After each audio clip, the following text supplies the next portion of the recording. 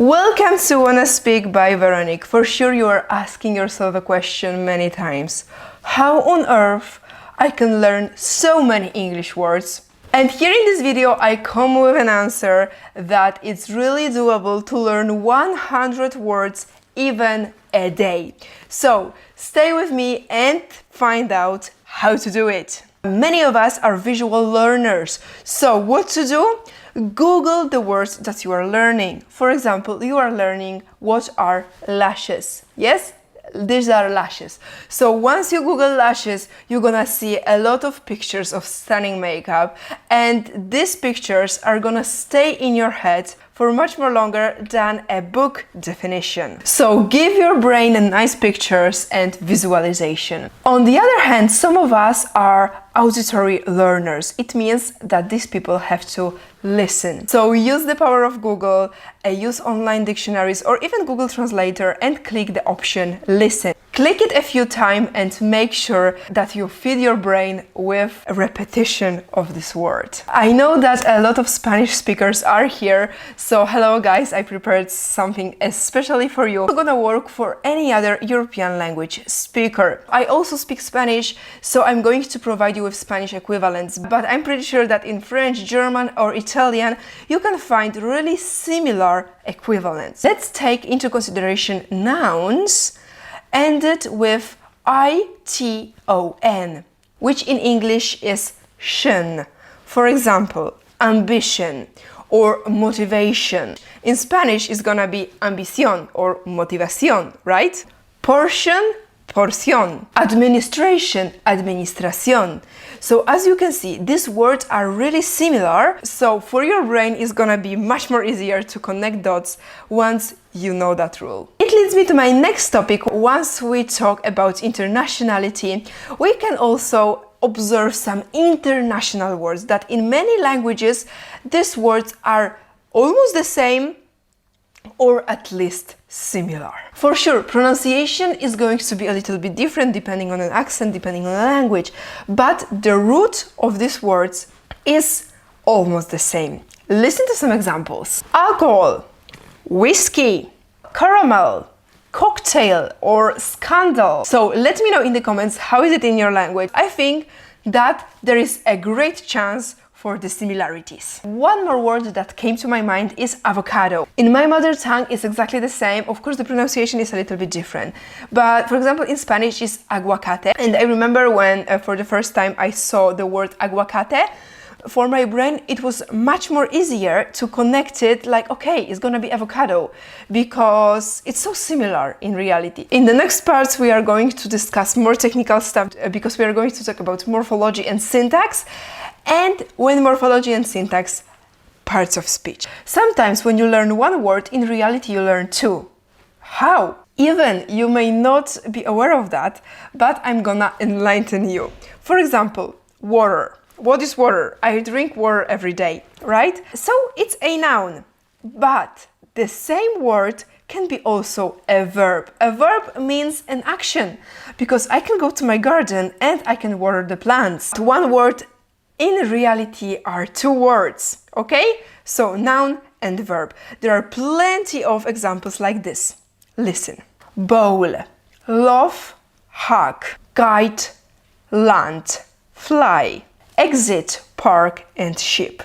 All of these words are both nouns and verbs. So that's amazing because you know two words in one. It leads me to my next part, homonyms. What the hell are homonyms? Homonyms are words with multiple meaning. It means one word, a lot of meaning. It's not only about parts of speech. English is like this. For some people it might be a great solution that one word has a lot of meanings, but for other learners it's a pain in the ass. All of the meanings are mixing in their heads. So make sure that when you learn one word, you learn at least 2 or 3 meanings of the same word. Let me provide you with some examples. A date. Okay, what is a date? What comes to your mind? To my mind comes the date in the calendar. For example, today is 10th of February. But also a date is a meeting with a person that you really fancy.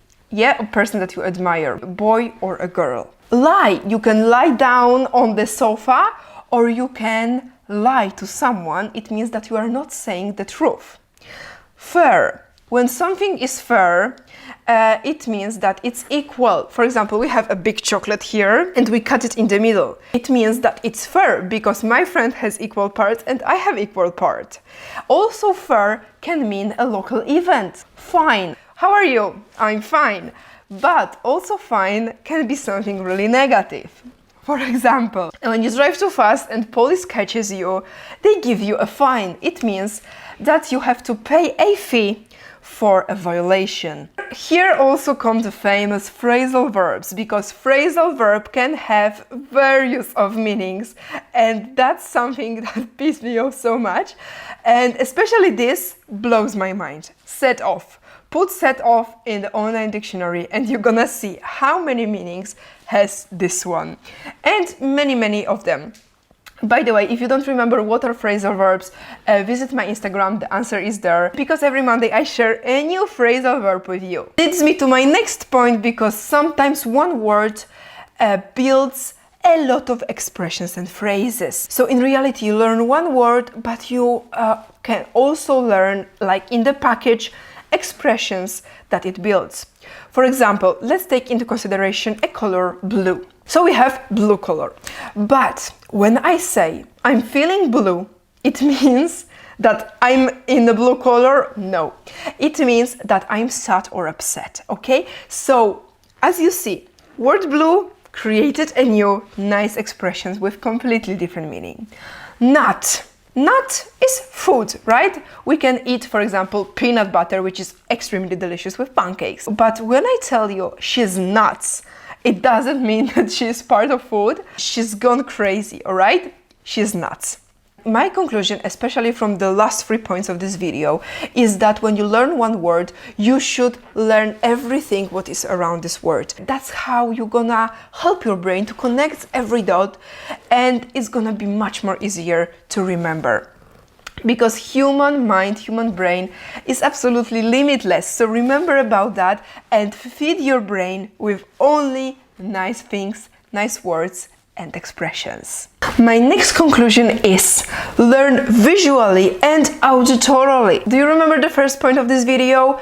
Look at the pictures on Google and listen in Google. I have a bonus tip for you that you may take into consideration. I would advise to stop using grammar translation method.